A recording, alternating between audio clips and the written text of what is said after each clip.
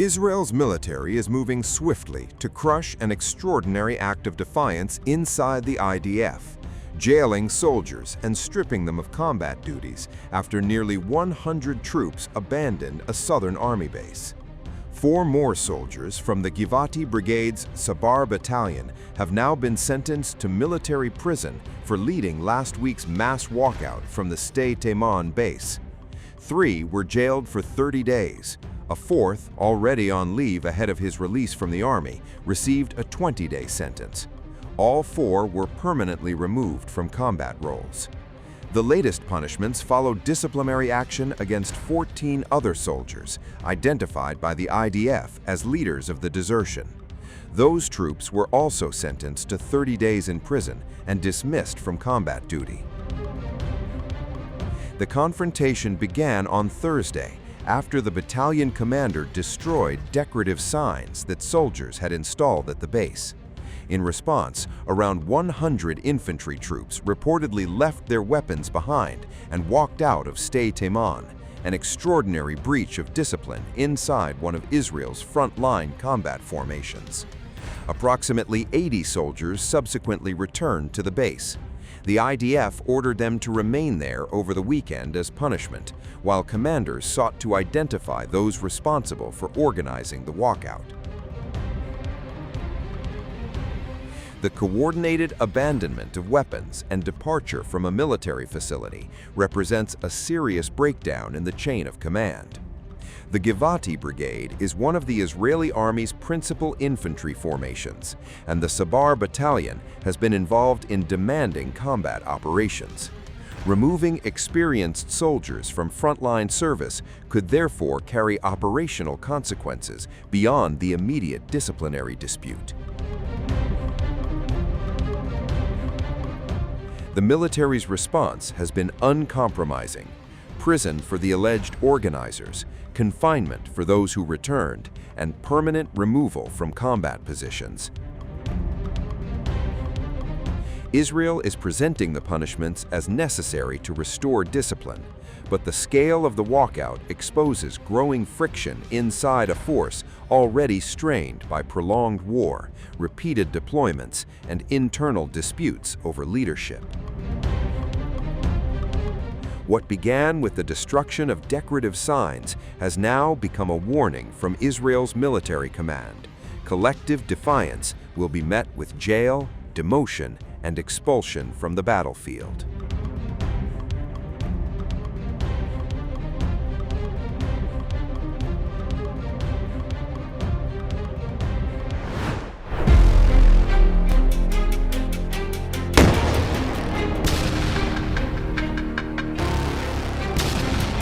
Fresh clashes have now erupted along the border, with Hezbollah confirming direct fighting with Israeli troops in one of the most volatile incidents since the truce took hold on April 17.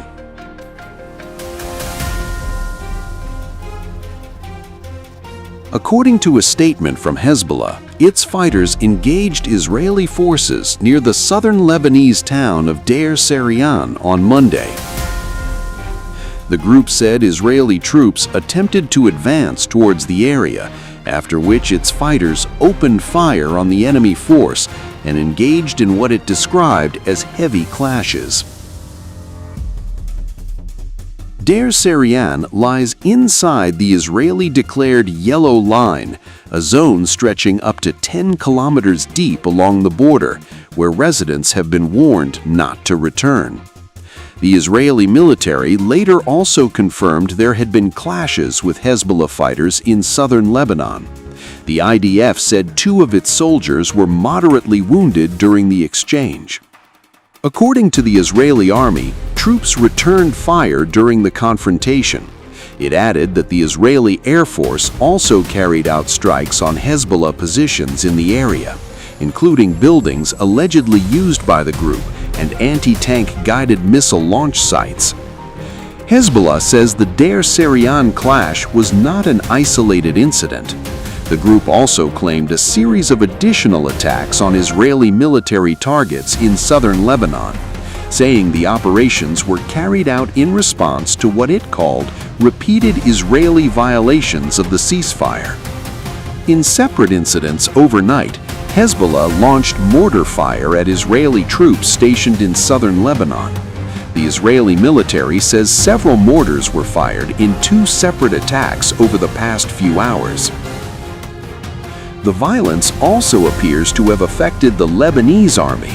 According to the Lebanese military, 1 officer and 1 soldier were lightly wounded in an Israeli strike on the town of Kafra while they were traveling in a military vehicle between army posts.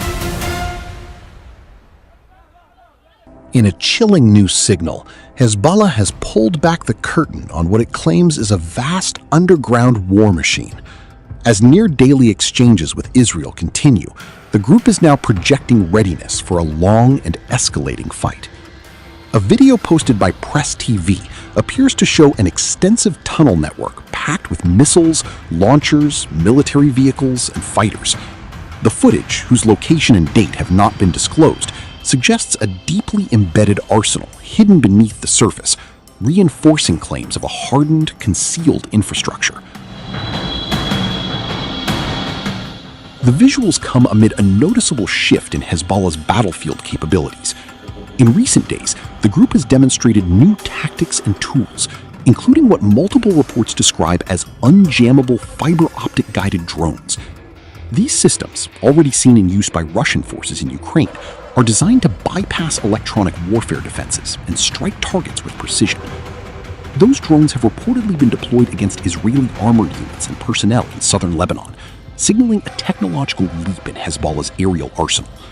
If confirmed, this would mark a significant challenge to Israeli air defenses in the region. At the same time, reports indicate Hezbollah may have fired a Scud-type ballistic missile towards Israel last week for the 2nd time since April. Such a move, if accurate, would represent a sharp escalation beyond rockets and drones, pushing the group into the realm of battlefield ballistic missile use.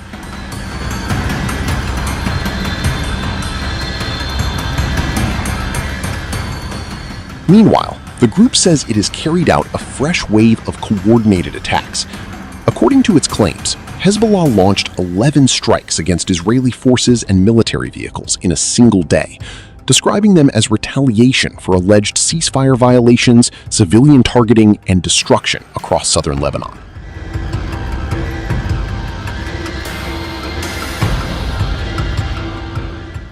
A new battlefield threat is emerging in southern Lebanon, and military planners are paying close attention. Hezbollah has reportedly integrated an unjammable new technology into its aerial arsenal, deploying fiber optic guided drones to target Israeli armored units and personnel within southern Lebanon. These are already in use by Russian forces against Ukrainian troops. These drones, often referred to as wired FPV drones, represent a significant tactical evolution in the ongoing conflict. Unlike traditional loitering munitions that rely on radio frequency signals, these units are physically connected to their operator by a thin spooling strand of fiber optic cable.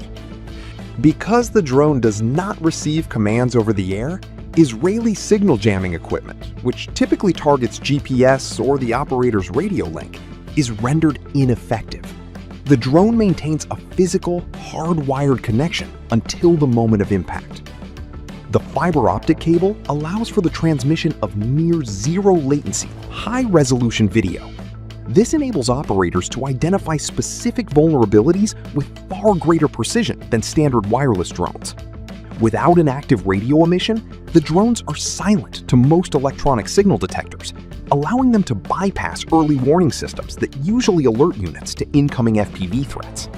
Reports from the front line suggest that Hezbollah is utilizing the rugged terrain of southern Lebanon to hide operators in reinforced bunkers or dense foliage, where they can pilot the drones around obstacles and directly into the hatches or engine blocks of armored vehicles. While the physical cable limits the drone's range and constrains its maneuverability in dense urban environments or heavy forests where the wire might snag, it provides a guaranteed strike capability in the open valleys and ridges of the border region. The introduction of this technology suggests a direct transfer of modern gray zone warfare tactics, recently seen in Eastern European theaters, into the Levant, effectively challenging the technological air superiority traditionally held by the IDF.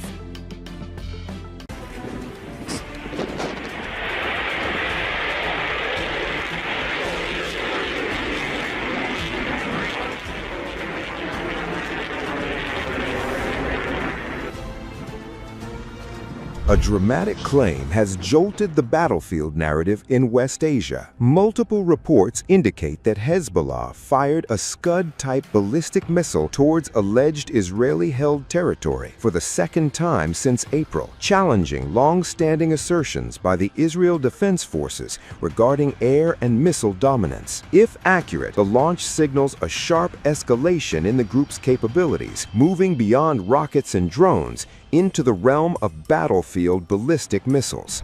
What are Scud missiles? The term Scud refers to a family of Soviet-designed short-range liquid-fueled ballistic missiles first deployed in the 1950s. Developed from earlier wartime rocket research, these missiles became one of the most widely proliferated ballistic systems in the world. Later variants, often described in defense literature as Scud-C and Scud-D types, reportedly incorporated improved guidance systems, allowing far greater accuracy than earlier versions. Some upgraded designs were capable of carrying conventional, chemical, or even nuclear payloads, and were launched from mobile transporter erector launchers, making them difficult to detect before launch.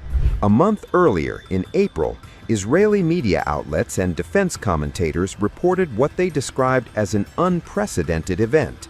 A Scud-type missile allegedly fired from Lebanon towards Palmachim Air Base. The base, located south of Tel Aviv on the Mediterranean coast, is known in defense reporting as a hub for missile testing, air defense evaluation, and satellite launch activity. Israeli assessments suggested the missile could have been a modernized Scud derivative, possibly acquired through older Syrian stockpiles. While there was no official confirmation of damage, the report drew attention because it suggested a shift from rocket barrages to precision ballistic targeting.